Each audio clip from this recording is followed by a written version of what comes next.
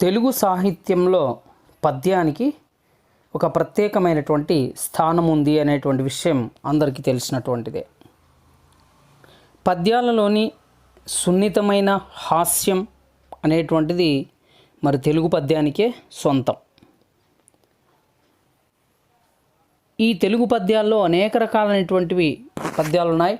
అందులో సరదా పద్యాలు చాలా మనసుకు ఆనందాన్ని కలిగించేటువంటివి. ఇందులో సున్నితమైన హాస్యం, చమత్కారం ఇందులో ప్రధానంగా ఉంటాయి. ఈ సరదా పద్యాలనే చమత్కార పద్యాలని, హఠవిడుపు పద్యాలని, చాటు పద్యాలని చెప్పేసి అనేక రకరకాలైనటువంటి పేర్లు మరి లోకంలో వాడుకలో ఉన్నాయి. మరి ఈ సరదా పద్యాలను గురించి ఈరోజు తెలుసుకుందాం.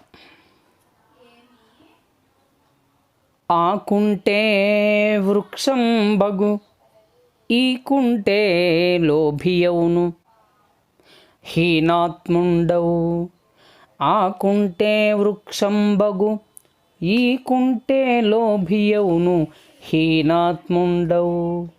మీకుంటే మాకిమ్మా, మాకుంటే మేము రాము మల్కి భరామా.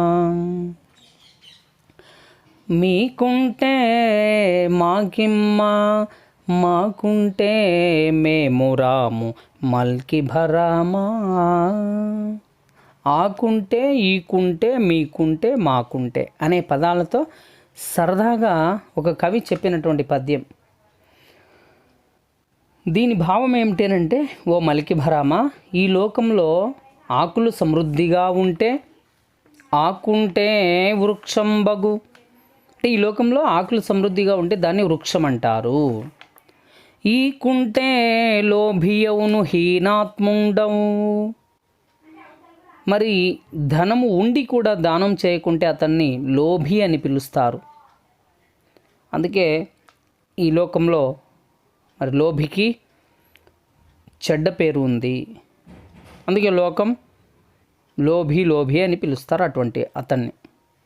అది మహా చెడ్డ గుణం, మంచి గుణం అయితే అసలు కాదు. హీనాత్ముండవు, అటువంటి గుణాల వలన లోకంలో హీనుడిగా మిగిలిపోతాడు. మీకుంటే మాకిమ్మా, మాకుంటే మేము రాము మల్కి భరామా. మీకు సంపదలున్నాయి, వాటిని మాకివ్వండి. మాకే గనక సంపదలు ఉంటే మీ దగ్గరకు వచ్చి కోరం కదా. మరి ఇంకొక చమత్కార పద్యం.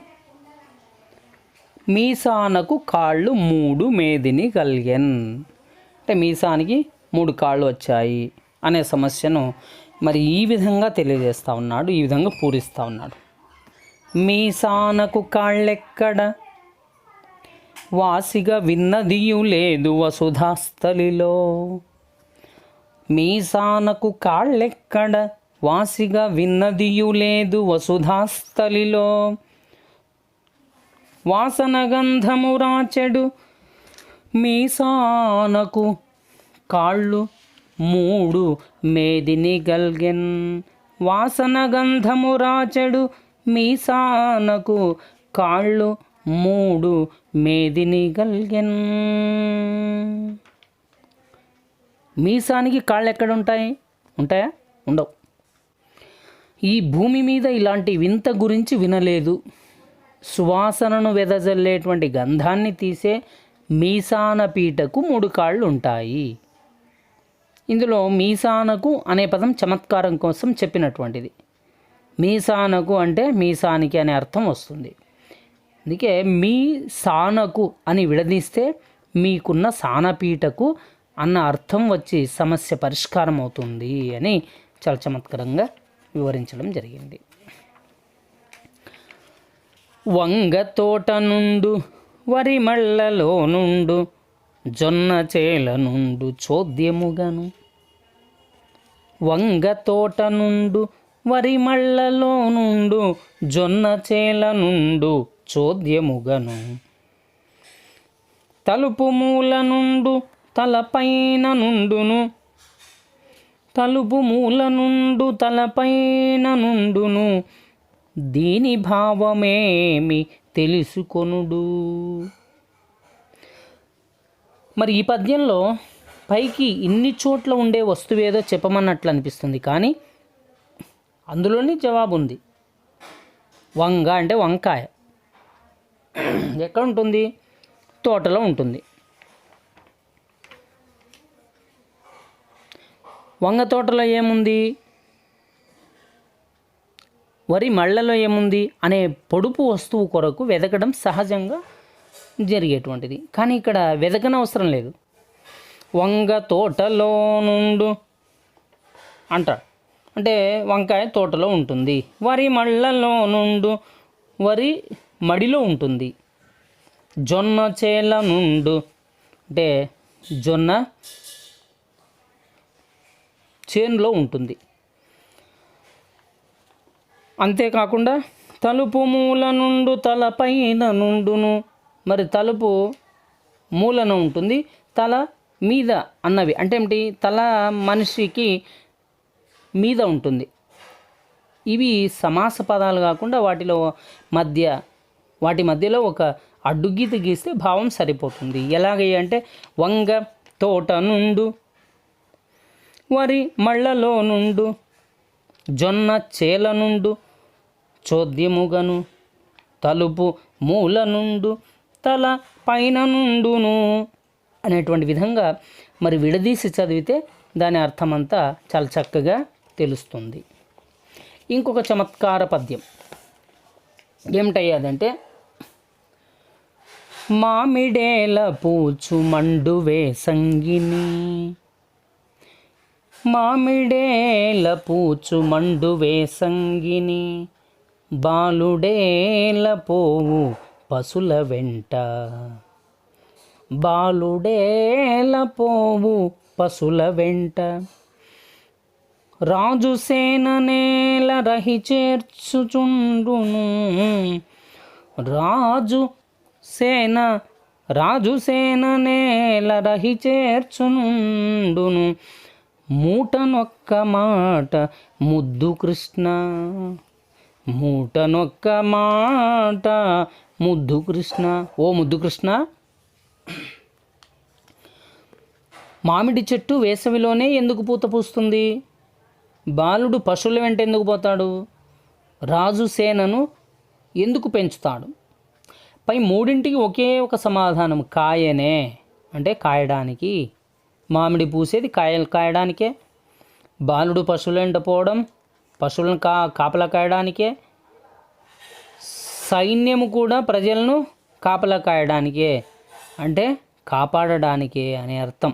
ఈ మూడిటికి ఒకే అర్థం వచ్చేలాగా ఒకే పదంతో సమాధానం చెప్పడం జరిగింది.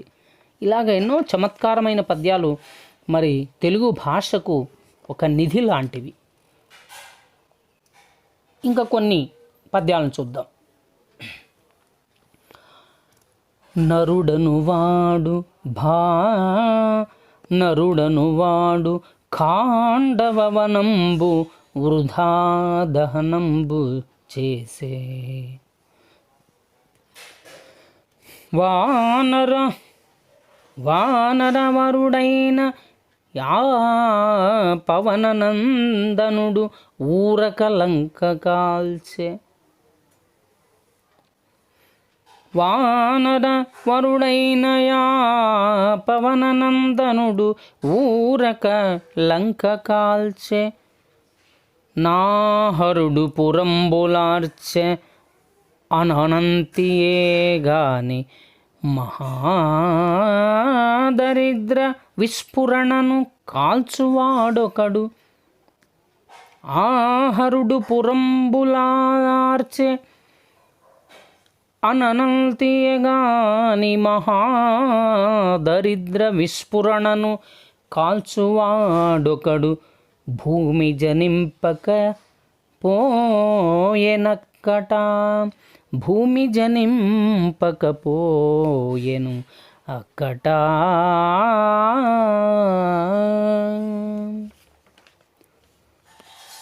ఒక పేద కవి చంకలో చిన్న కట్టెల మోపు పెట్టుకొని రాజు వద్దకు వెళ్ళాడట. కట్టెల మోపుతో రావడంలోని ఆంతర్యమేమిటో కవిని చెప్పమన్నాడు రాజు. అప్పుడు కవి ఈ పద్యాన్ని చెప్పాడు. ఏమంటాడంటే, నరుడను వాడు ఖాండవవనంబు వృధా దహనంబు చేసే. అర్జునుడు, నరుడు అంటే అర్జునుడు, ఇక్కడ అర్జునుడు ఖాండవవనాన్ని కాల్చాడు. మరి ఆ వానరవరుడైన యాపవన నందనుడు ఊరక లంక కాల్చే. మరి హనుమంతుడు లంకను కాల్చాడు. ఆహరుడు పురంబులార్చే. మరి ఆ పరమశివుడు త్రిపురాలను కాల్చేశాడు. అననంతియగాని మహాదరిద్ర విస్ఫురణను కాల్చువాడొకడు భూమి జనింపకబోయెన్ అక్కట.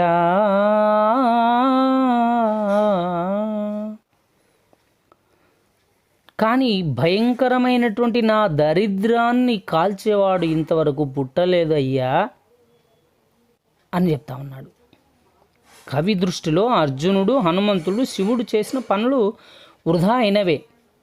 ఎందుకంటే ఖాండవ వనం దివ్య ఔషధాలతో అలరారుతూ ఉంది. లంక బంగారంతో కూడినటువంటిది, బంగారమయమైంది, స్వర్గంతో సమానమైనటువంటిది. త్రిపుర పట్టణాలు బంగారు, వెండి, ఇనుముతో కూడినవి. ఇవన్నీ గొప్పవే. ఇటువంటి వాటిని కాల్చడం వృధాయే కదా.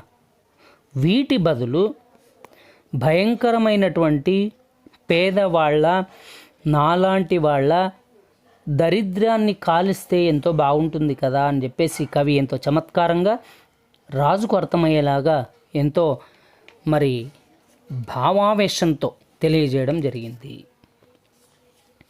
ఇంకొక చమత్కార పద్యం. పరమలోభి అయినటువంటి రాజు, ఎటువంటి వాడు రాజు? పరమలోభి, పిసినారి వాడు. ఈ పిసినారి వాడైనటువంటి రాజు తనను దాతగా పొగిడించుకోవాలని చెప్పేసి అనుకున్నాడు. ఆ విధంగా పద్యం చెప్పవయ్యా ఓ కవివర్య అని చెప్పేసి ఒక కవిని ఆజ్ఞాపించాడు. రాజాజ్ఞ తప్పదు కాబట్టి రాజు ఇచ్చినాడని చెప్పాడు. ఆ ఇవ్వడమేమిటో కవి చమత్కారంగా చెప్పాడు. ఎందుకంటే ఇటువంటి చమత్కార పద్యాలు, ఇటువంటి చాటు పద్యాలకి, ఆటువిడుపు పద్యాలకి కవి ఎవరో తెలియదు దాదాపుగా. ఎందుకంటే అజ్ఞాత కవులు రాసి ఉంటారు కాబట్టి వాళ్ళు పేర్లను నమోదు చేసి ఉండరు కాబట్టి ఇటువంటి పద్యాలకు కవుల పేర్లు కనుక్కోవడం అంటే కొంచెం కష్టమైనటువంటి పనే. ఏమని చెప్పాడు రాజుకు అని అంటే ఎలా మెచ్చుకున్నాడు? ఇచ్చెను రాజు ఏమిచ్చినాడన ఇంటి లోపల నుండనిచ్చినాడు. ఇచ్చెను రాజు ఏమిచ్చినాడన ఇంటి లోపల నుండనిచ్చినాడు. పొరుగుళ్ళ వెంబడిపోయి ముష్టెత్తుక ఇంటికి మళ్ళీ రానిచ్చినాడు. పొరుగుళ్ళ వెంబడిపోయి ముష్టెత్తుక ఇంటికి మళ్ళీ రానిచ్చినాడు. చెలివడంకుకు ప్రక్కశయనంబు లేకుంటే, చెలివడంకుకు ప్రక్కశయనంబు లేకుంటే చేతులు ముడుచుకోనిచ్చినాడు. గాసానికొకవేళ కలిగి ఉండకపోతే నింటింట వస్తుండనిచ్చినాడు. గాసానికొకవేళ కలిగి ఉండకపోతే ఇంటింట నుండనిచ్చినాడు. వీధులందున తిరుగబోనిచ్చినాడు. భిక్షుకుండని బ్రతుకపోనిచ్చినాడు. వీధులందున తిరుగపోనిచ్చినాడు. భిక్షుకుండని బ్రతుకపోనిచ్చినాడు. చేసుకున్నంత భోంచేయనిచ్చినాడు. ఇట్టి పనులెల్ల రక్షించునీశ్వరుండు. చేసుకున్నంత భోంచేయనిచ్చినాడు. ఇట్టి పనులెల్ల రక్షించునీశ్వరుండు. అంటే మా రాజు మాకు చాలా ఇచ్చినాడు. ఏమి ఇచ్చినాడంటే మా ఇంట్లో మమ్మల్ని అందరినీ ఉండనిచ్చినాడు. పక్క ఊరెళ్ళి బిచ్చమెత్తుకొని మళ్ళీ మా ఇంటికి రానిచ్చాడు. బాగా చలి పెడుతుంటే పడుకోవడానికి ఏమీ లేకపోయినా చేతులు ముడుచుకొని ఇచ్చాడు. తినడానికి ఏమీ లేనప్పుడు పస్తులు ఉండనిచ్చాడు. వీధులలో తిరగనిచ్చాడు. భిక్షగాడిలా బతకనిచ్చాడు. చేసుకున్నది తిననిచ్చాడు.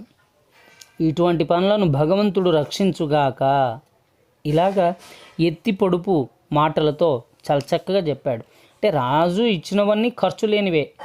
ఇందులో ఆయన చేతి నుండి ఇచ్చింది ఏమీ లేదు. దీనివల్ల కవికి ఒరిగింది కూడా ఏమీ లేదు. అంటే ఈ పద్యంలో ఇచ్చి అన్న పదంతో చమత్కారాన్ని ఎంతో చక్కగా చెప్పడం జరిగింది.